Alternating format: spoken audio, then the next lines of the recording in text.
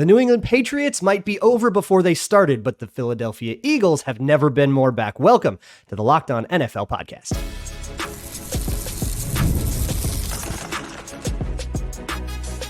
You are Locked On NFL, your daily NFL podcast. Part of the Locked On Podcast Network, your team every day.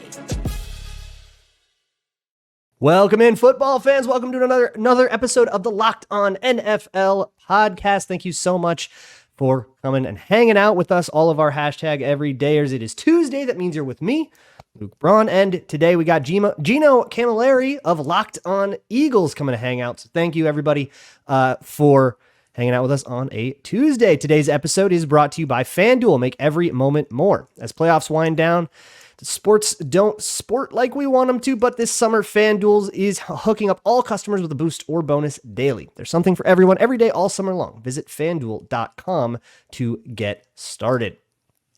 Today on the show, the New England Patriots are having as rough a start to camp as you could imagine for a team that already had low expectations, but it appears that they are meeting them.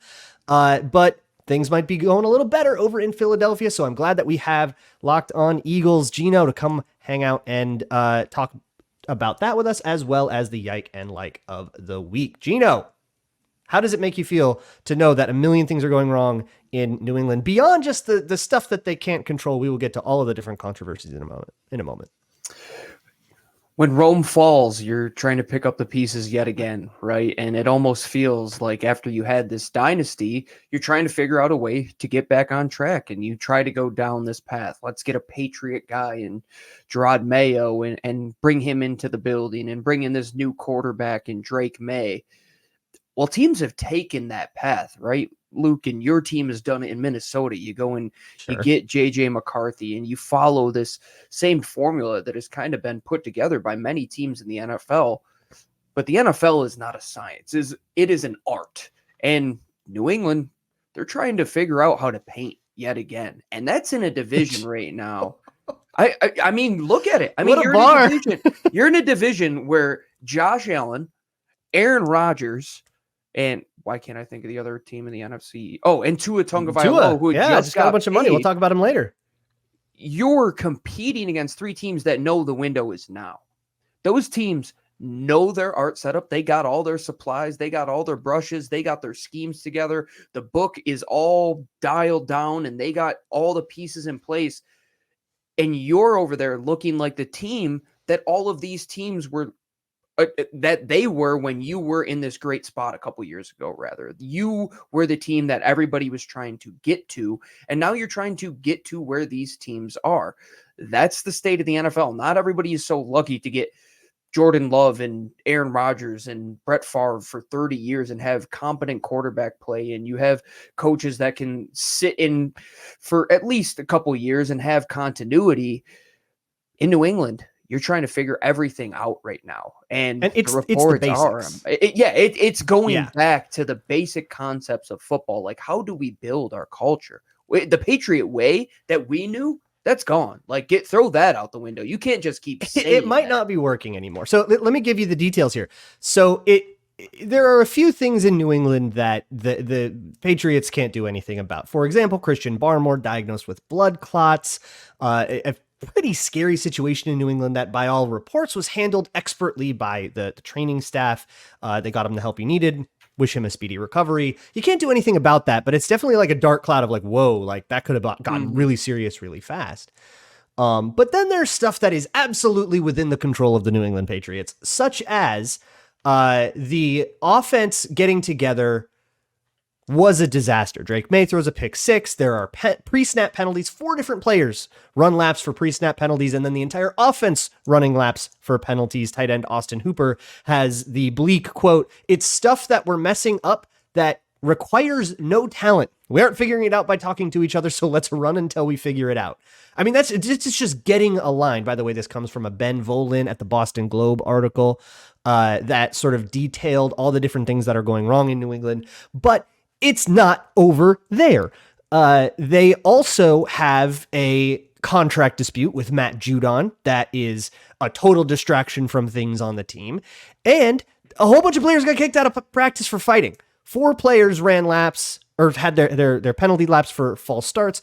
But then with frustrations mounting, they had players getting kicked out of practice. They are not playing as a team. They're having all kinds of problems. And we're like 4 seconds into camp. This is already a disaster. Now you look at this Patriots team. They are not built to compete right now. And I think you know that, right? A lot of players have gotten old. They're being replaced with younger players. People are developing. People are new. Drake May is one of the less pro-ready quarterbacks coming in. And I say that as somebody who had Drake May as my second favorite prospect in the whole draft. But he always was going to need a little time, and that's okay. We're going to have to, if you're a Patriots fan, just kind of go, just close your eyes for 2 seconds or maybe 2 years.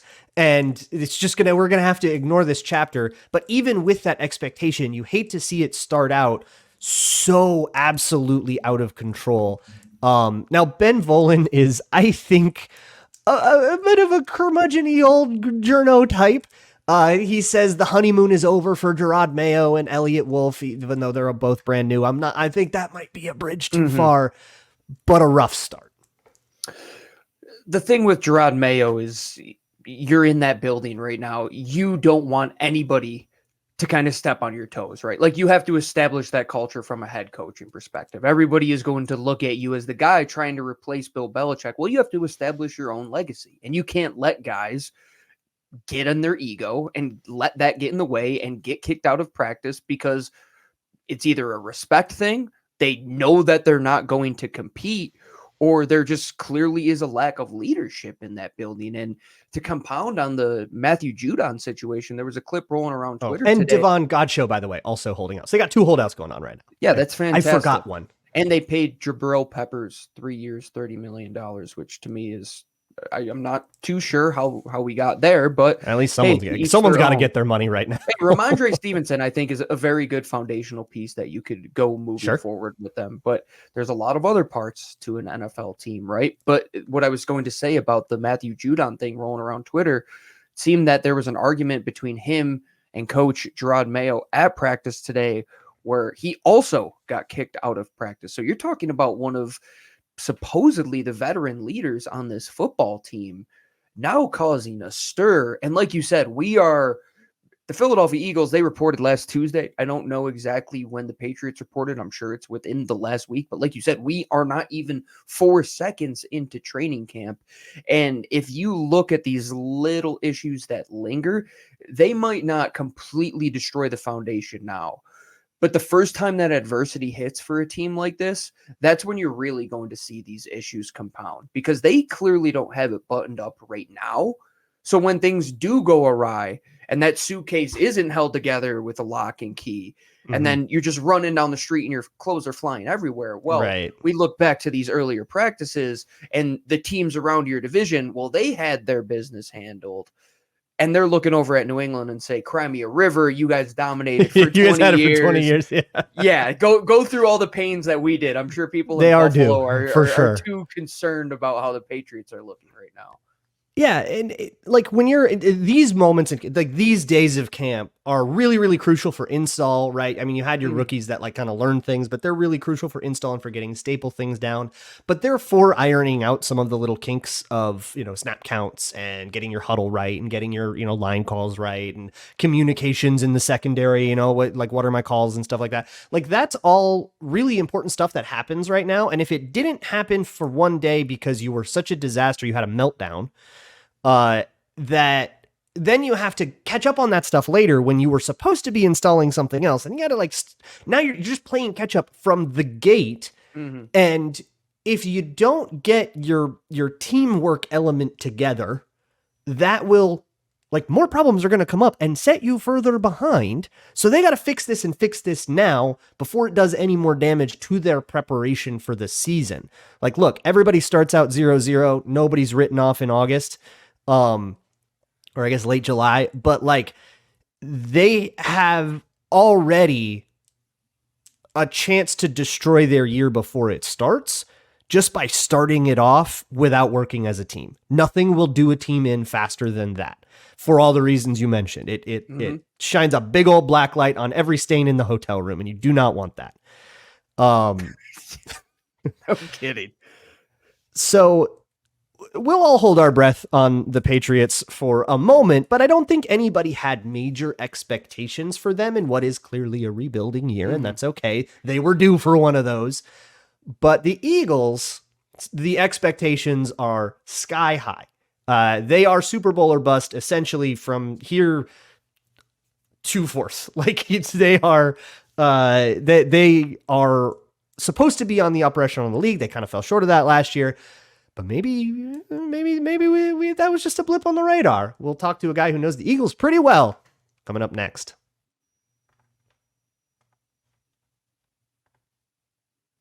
This episode of Locked On NFL is brought to you by our friends over at FanDuel. Here at Locked On, we love sports so much. We love them so much that we never want them to stop. But as the playoffs wind down, we get fewer games, and the sports aren't sportsing like we want them to. But with FanDuel, it lets you stay involved with sports whenever you want. All you have to do is open up the app, dream up bets anytime that you are in the mood. And like all those Olympians that are meeting their dream right now, you can meet your dream of wagering on them over in France, over at FanDuel, on top of all the 4 major sports that are going to be back before you know it. Major League Baseball is in full swing. You could bet on NFL futures, who you think is going to win, Rookie of the Year, who you think can win the MVP, and you can do that all over at FanDuel. This summer, FanDuel is hooking up all customers with a boost or bonus daily. That's right. There's something for everyone every day, all summer long. Head to FanDuel.com and start making the most out of your summer. FanDuel is an official sports betting partner of Major League Baseball.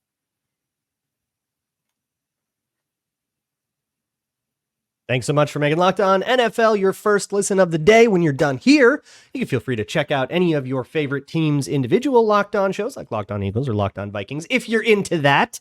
You can also check out Locked On Sports Today. Go to their YouTube page, go to their live tab, and there's a 24/7 stream of a bunch of Locked On shows. You can just fill your brain with all things sports. And of course, the Locked On format with all of our lovely local hosts that will always know a little more than a national host will. Look, if I had to preview the Eagles myself, I wouldn't do nearly as good a job as you would, Gino. So here is the question that I have as a know-nothing national guy.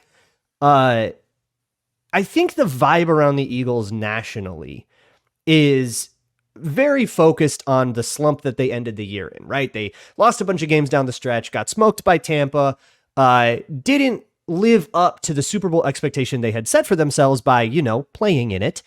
And what was wrong, whatever was wrong with the Eagles, whether it was, a schematic issue, whether it was Jalen Hurts regression or whatever, I think right now there's a fork in the road where you go, were the Eagles a fluke one year that they just had a good run, but they couldn't keep it together? Or did they just lose their mojo for a minute and the real Eagles are coming back with a vengeance? Where are we at? You've been covering camp. The reason I found it pretty on topic to talk about the Patriots, and I threw that wrinkle in there about those little things that can come back to haunt you later on in the season. That's ultimately what caused the downfall of the 2023 Philadelphia Eagles. If you look at their first 11 games where they go 10-1, they're looking like world beaters. They come off a game where Jalen Hurts scores 5 touchdowns in the second half against Josh Allen and the Buffalo Bills after a stretch where you beat Kansas City in the Kelly Greens, if I recall. In the Kelly Greens, vibes are through the roof. I mean, not to throw any shade at you, but like the vibes in the link were at an all-time high since that NFC Championship game against Minnesota. Sure. That place was rocking to the nth degree. And you talk about a place that was rocking, not for good reasons, but an avalanche that would then ensue. That came from all of the issues that stemmed in camp. Is the scheme exactly what Jalen Hurts needs to mesh with this next evolution of who he is as a play caller, or not as a play caller, as the individual who's running the plays and dialing up the offense? Is Nick Sirianni completely hands off with the offense? We found out that he was more hands on than he was hands off. So there was a lot of finger pointing in that degree, but the message coming out around camp, and I think Jordan Mailata, left tackle this team, somebody who's embraced the kind of new leadership role without Jason Kelce and Fletcher Cox there. He said, we're all sick of 2023. We're all sick about hearing about the past. And that's been the message from camp. The national media, they're still stuck on that, right? And then they're going to continue to talk about that. They're going to continue to talk about what everybody wants to. Oh, Jalen Hurts, he was paid $51 million. He's not worth that. There's a reason he's the 8th highest paid quarterback and not the highest paid quarterback. Yeah, you can go on and on. Because 7 more guys had their deals since him. Yeah, exactly. You can spin any narrative you want any which way. That's how they do it. But if you look at what they have done to surround Jalen Hurts and this Eagles team in the way that they needed to come out of 2023, it's in a complete opposite direction of the way they left that year. Because on offense, who do you bring in to combat Brian Johnson, who was at the bottom of the NFL when it came to running motion, when it came to moving guys around pre-snap? Well, let's bring in Kellen Moore, somebody who's obsessed with it, just does it way too much, frankly, and it's going to help Jalen Hurts. And reports are right now that this new offense, the Eagles offense, is picking it up in stride, and they're starting to do better than the defense looks in camp. And yet they haven't put pads on. But the old adage goes, defenses are going to look better than the offenses early on in camp. Well, that's not the case. You bring in Saquon. You have A.J. Brown, who you paid all this money to, and Devontae, who you paid all this money to, and all these linemen who you locked up through 2027 and 2028 and 2029. Now to have that continuity, yeah, it was a blip on the radar, Luke, but the guys in-house, they have to take accountability for that and know that they're not going anywhere. That blip on the radar, it has to stay there in 2023. 2024 is a new year, and it's there for the taking. Look around the division. Who knows what's going on in Dallas, how many of their stars are going to actually report to camp in the next couple of days if they get their Speaking contracts. of camp holdouts, although maybe that we're imminent. This might age poorly a little bit with CeeDee Lamb. I think they should get their money. They are great players, and they should get paid. Might be on the cusp. You look at New York. We'll see Daniel Jones if the team can get him to evolve. New York's in a rebuilding year for me. I don't think they'll seriously 100%. I think the Commanders. I think the Commanders are, if you want a dark horse in the NFC East, there's a world where like Jaden Daniels hits the ground running, CJ Stroud style, and suddenly they're in the hunt for things. But I do think like until otherwise proven, it's Eagles, Cowboys. Yes. And I guess my follow up here is with the Eagles in camp and the I guess it's a vibes question. If the vibes were in camp were off and those organizational things started to fall apart down the stretch because it was just like this toxic seed planted, is that going better this time? Is Jalen Hurts happier with the offense? Or was that like, what was he personally going, man, I don't like this offense. I don't vibe with this offense. And is that fixed? Or is this just another flavor of messing it up? I think if you were to sit on your hands and go in that same Nick Sirianni yes man type of direction, I think that would probably be the case. But when you bring in somebody who's completely different when it comes to offensive, I would say style and setup from what Nick Sirianni was to just a downfield vertical guy to Kellen Moore, who's let's spread the field horizontally and work on space. Now challenging Nick to take a step back and let Kellen be that individual offensive coordinator and delegate this whole team and not be so hands-on everywhere else. Could Nick Sirianni be the bad chef in the kitchen with the toxic recipe? 100%. But I don't think it's Jalen Hurts and those guys in the building, because if you look at the contracts that Howie Roseman handed out, they're not going anywhere. So if they do mess up this year, like you are inferring, I think we kind of know the common denominator along the line. You change your coordinators. The players started to alter along the line, but one guy stayed the same. That was Nick Sirianni. So am I hearing it's like a low-key hot seat for Nick Sirianni? Nick Sirianni is in his car and the heated seats are on, but he doesn't know that they're on. And once they like haven't quite gotten there yet. Yeah, So, once like, they heat up, he's gonna be like, "Oh, it is a little toasty." Like, what? We're like 6-2. Like, maybe we should be 8-0. Like, things went a little well, I was funky gonna along like the line. if maybe we got a couple injuries and it's a Halloween and we're like 3-5. Are we having that conversation, or are we going whoa? Well, let me put it this: if you're just outside looking in, right, and you see Nick Sirianni, Vic Fangio, Kellen Moore, you're probably saying 2 out of those 3 guys could be future head coaches. And how many people around the NFL are probably not Vic so much? Yeah, Probably, Vic, but he's okay, probably but aged himself out. But yeah, Kellen Moore is right there to be your offensive-minded coach that is going to be the consistent, because the thing around Locked On Eagles that my co-host Lou hates is that if you are good and your offense is great, Kellen Moore leaves and Nick Sirianni is here and we're back to square one. And is he really this offensive guru? hopefully a lesson learned from that, though, right? Hopefully, but fool me once, shame on me. Fool me twice. We know how that adage goes.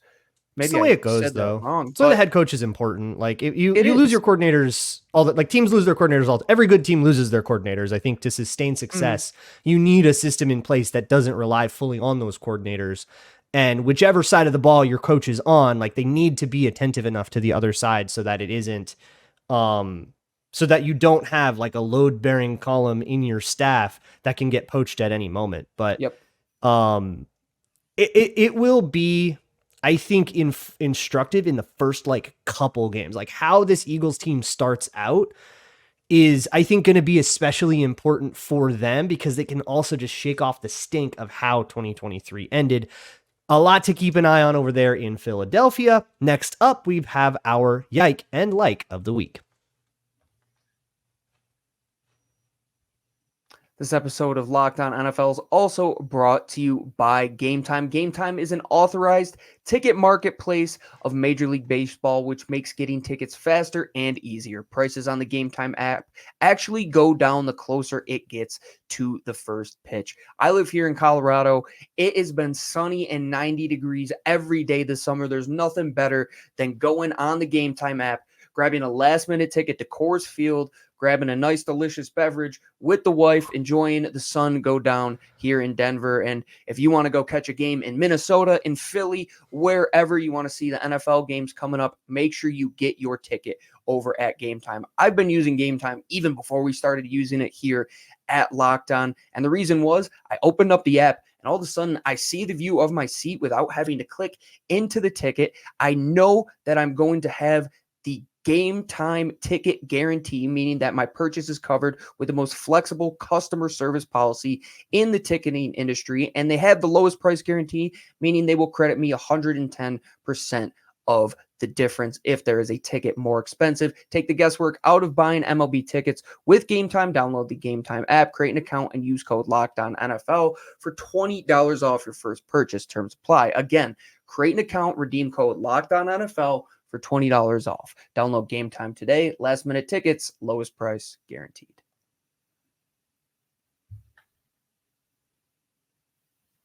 Moving on here with the Locked On NFL podcast. Thank you so much for coming and hanging out.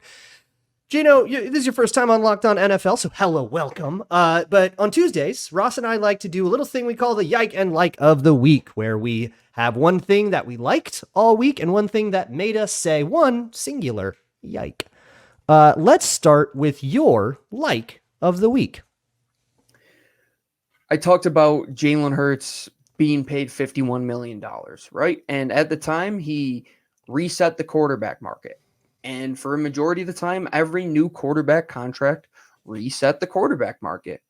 Until most recently, Tua Tagovailoa and Jordan Love were not the richest quarterbacks ever in NFL history following their contracts. That is a good precedent to set.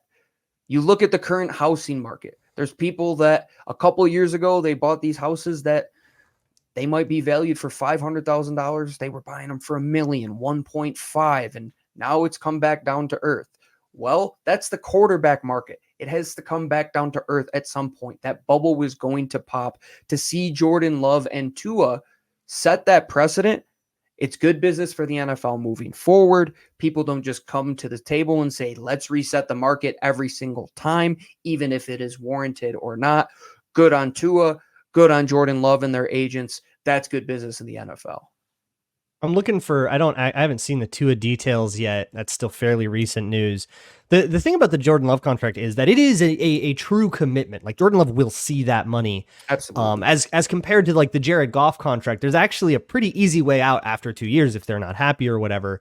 And it looks like, yeah, they've got a lot of rolling guarantees in this Tua contract, but it looks like he's mostly guaranteed as well. So there's still really big commitments. And it really is kind of at face value, what you see is what you get with these deals. I'll go with, I'm going to start negative here. My yike of the week, this is something that I think has bugged both of us. Training camp clips lead us astray. And that's okay if you're just kind of, big passing play, go boom, and you're just excited about it. But I think a lot of people try really hard to be like analysts about it. They're just like, oh, what a bad read. There was one from Vikings camp as JJ McCarthy threw an interception to Theo Jackson. It was poach safety, jumped it, got him. Or at least that's what it looked like, because the clip that had circulated was just somebody filming from the stands, and the whole secondary was cropped. And from the angle, I think it was like a poach safety, or tricks would be the way Fangio calls it in your world. But you know, that backside safety that comes across and catches you on a post, and people are like, what a bad read. You couldn't see the read. You can't see it all. You can see no players. Like, you don't know what the concept was. You don't know what route it was. Was it an over or a post? You don't know who else was lurking. You don't know who else was covered. You don't you can't see anything. How can you know if it was a bad read? But I think people just want to like LARP as Troy Aikman and pretend that they're the expert in the room. And humble yourself a little bit. It's okay to be like, I don't know what happened on that one. The idea of wanting to learn the sport and going into every play, questioning what is happening, is probably the best way to look at it. And my co-host Lou, he says this on our show all the time, to not overreact to the first couple days of camp, but he does it all the time, like everybody else that we are talking about right now. So it's completely understandable. You've been waiting so long. It's when you were in college, right? That first year you go away and then you're like, okay, I've had enough of my parents. I want to get back to school with the boys. The first thing you talk about, that's what you're going to be talking about for the first week and a half, probably, right? That's kind of what we're talking about right now. This is the big story. JJ McCarthy's all of a sudden a bust. Jalen Hurts is having the best camp of his life. All of this He's stuff blown up, by the way. I will say. Everybody, McCarthy's slinging it. So let me get that on the record. All right, just jot that down. I want to see him successful, because he's one of those guys that he had all those question marks, but we're in a world where teams are taking chances and want guys with tools and are going to lead these offenses. JJ McCarthy, he's fallen in that mold that I think a lot of guys, the Will Levises of the world, who people were overreacting to in camp last year, I think this lesson needs to be 13, learned. We got to slow our roll a little bit here. Yeah. It reminds me of the Walt Whitman quote, that Ted Lasso scene that goes around every once in a while. That's about like, be curious, not judgmental. I think be curious is a great way to approach all of this stuff. What questions do I have about this is a better thing to ask than what do I know for sure happened here? How can I make myself look smart? No, be curious. But what is your yike of the week, Gino?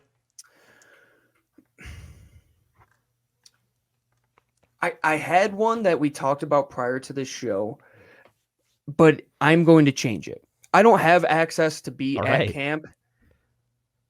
When beat reporters for other teams come into a training camp of another respective team where this question has already been asked multiple times throughout the past week or so, like a joint practice, kind of like a joint practice, or like the first practice where the national guys come in. NFL Network making their rounds and asking some question that the coach is really sick of answering. Exactly. The what went wrong in 2023 oh my god, Luke, yeah, that was the first thing that was asked a lot of Eagles players last week, not by the guys in the Eagles beat, but more of the national media guys that haven't been around. This is why you rely on people like us, because we've been around. We're stalking these beat writers' Twitter accounts to see the JJ McCarthy clips and the Jalen Hurts clips.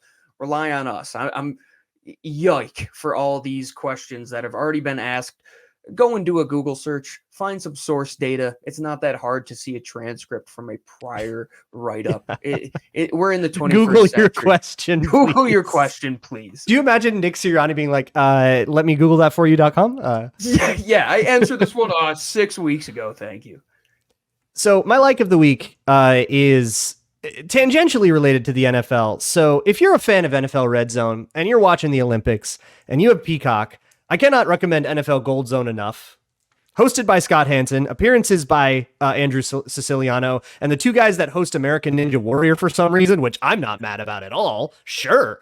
It rocks. Fantastic. But it got me, it made me watch the Olympics more, and then it got me privy to this whole thing. Have you heard about the women's water polo team and their new sponsor? This is Flava Flav. This is Flava Flav. So one of the members of the women's water polo team was like, we need a sponsor. We need a celebrity person.